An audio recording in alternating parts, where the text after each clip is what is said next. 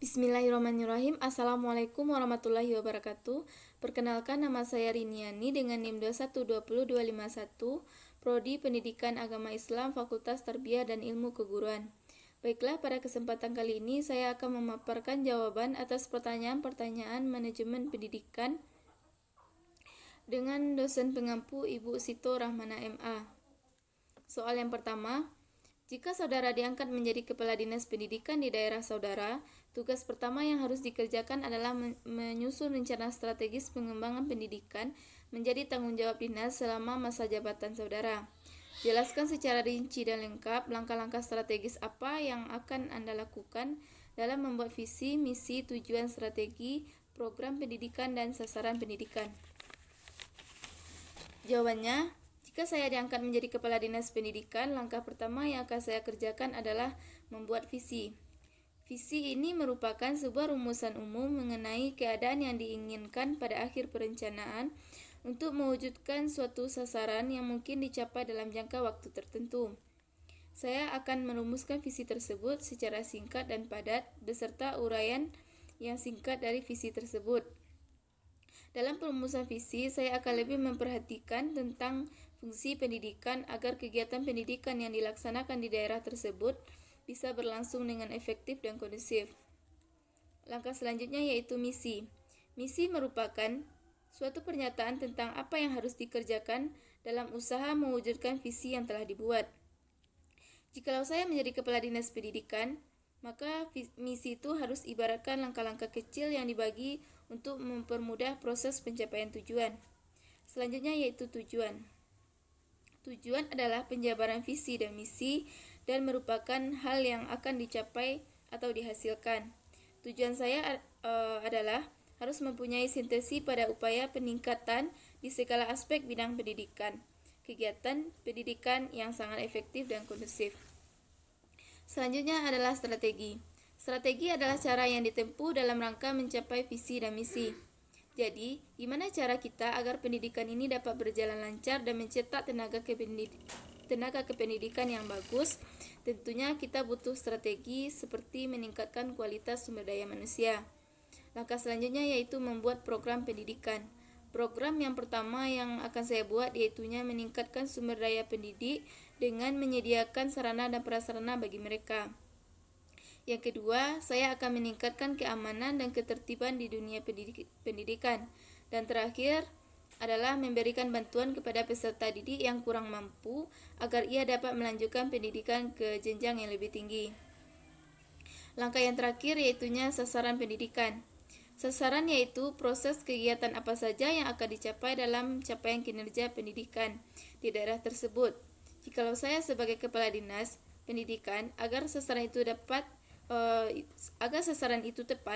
maka saya akan membuat sasaran dalam jangka waktu menengah, pendek, dan jangka panjang. Soal yang kedua yaitunya bagaimana seharusnya sistem pendidikan nasional yang sekarang ini diterapkan dalam konsep pengembangan negara dan bangsa Indonesia. Sistem pendidikan nasional adalah keseluruhan komponen pendidikan yang saling terkait secara terpadu untuk mencapai tujuan pendidikan nasional. Maka dari itu, sistem pendidikan nasional harus mampu menjamin pemerataan kesempatan pendidikan, peningkatan mutu, serta relevansi dan efisiensi manajemen pendidikan. Pendidikan nasional harus mampu menghadapi tantangan sesuai dengan tuntutan perubahan kehidupan lokal, nasional, dan global. Sistem pendidikan harus lebih ditunjukkan agar terjadi keseimbangan terhadap kesediaan sumber daya alam serta kepentingan-kepentingan ekonomi yang tidak meninggalkan sistem sosial dan budaya yang telah dimiliki oleh bangsa Indonesia. Sistem pendidikan yang seharusnya berjalan pada dasarnya sebuah sistem pendidikan untuk mempermudah pendidikan itu sendiri. Tetapi kenyataannya sekarang sistem yang ada saat ini terkesan mempersulit keadaan. Jadi, seharusnya sistem pendidikan di Indonesia itu yang bersifat objektif dalam berbagai aspek. Setelah sistem itu dibuat secara objektif, orang yang menjalankan sistem itu haruslah berkualitas sehingga terciptalah sebuah sistem yang berjalan dengan baik. Soal selanjutnya yaitu bagaimanakah cara guru dalam mewujudkan kualitas pendidikan yang bermutu untuk peserta didiknya agar menjadi pribadi yang berintelektual, hebat, tangguh, dan mandiri? Jawabannya, langkah yang pertama sekali yang harus dilakukan guru adalah menjadi contoh bagi siswa. Guru dipandang sebagai orang tua yang lebih dewasa oleh para siswanya. Itu berarti siswa menilai guru sebagai contoh dalam berperilaku. Hal ini menuntut guru harus pandai menjaga sikap dan perilaku guna mencontohkan hal yang baik terhadap siswanya.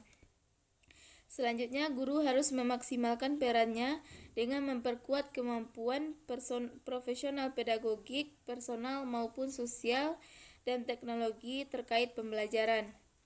Selain itu, guru harus bisa mengembangkan kurikulum yang baik serta dalam pengelola pembelajarannya inovatif, kreatif, dan menyenangkan.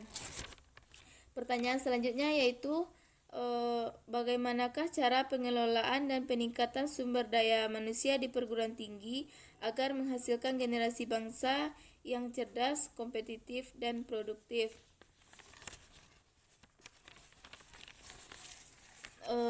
Jawabannya menurut saya caranya yaitu harus dilakukan pengembangan dari potensi dosen serta harus ada pembentukan produktivitas kerja personal dosen yang selalu berkembang. Selain itu, sumber daya dosen harus mendukung usaha organisasi yang terfokus pada produktivitas.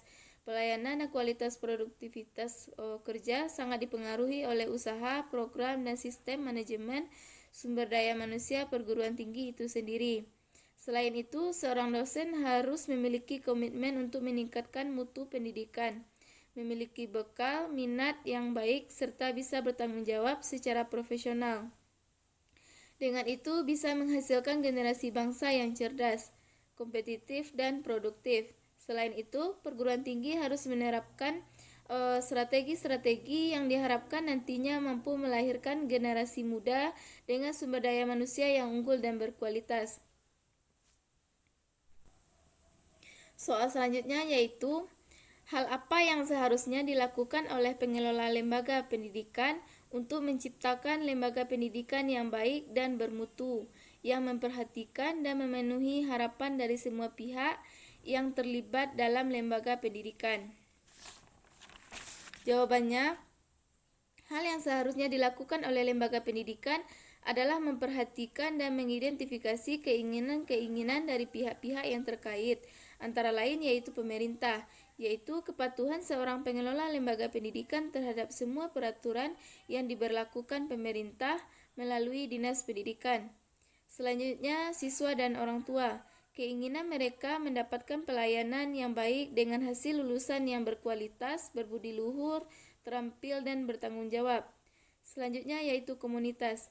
Memerlukan lingkungan kerja yang sejuk, nyaman, dan kondusif untuk pengembangan diri. Selanjutnya, pendidik dan tenaga kependidikan membutuhkan kesejahteraan yang baik, jaminan kesehatan, serta keselamatan. Yang kedua yaitu mengelola lembaga pendidikan, diperlukan sistem manajemen yang baik serta bertanggung jawab. Yang ketiga, membuat kurikulum yang berkualitas. Yang keempat, menerapkan metode pembelajaran yang efektif. Yang kelima, meningkatkan reputasi yaitu dengan mencetak lulusan terbaik. Yang keenam, memperhatikan sumber daya manusia, sarana dan prasarana kesiswaan, keuangan, kurikulum, keorganisasian, lingkungan, perkembangan, iptek, peraturan, partisipasi masyarakat, dan kebijakan dari pendidikan. Pertanyaan selanjutnya yaitu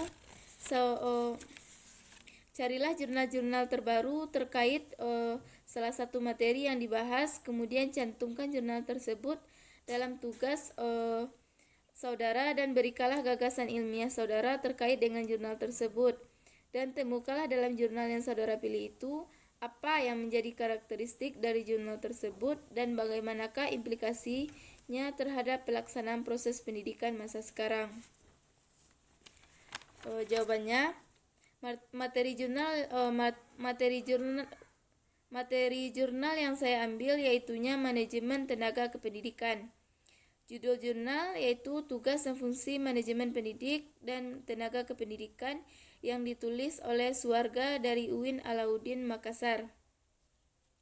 Gagasan ilmiah saya terkait dengan jurnal tersebut adalah manajemen tenaga pendidik dan kependidikan adalah aktivitas yang harus dilakukan mulai dari tenaga pendidik dan kependidikan itu masuk ke dalam organisasi pendidik sampai akhirnya berhenti melalui proses perencanaan sumber daya manusia, perekrutan, seleksi, penempatan, pemberian kompensasi, penghargaan pendidik dan latihan atau pengembangan dan pemerhatian.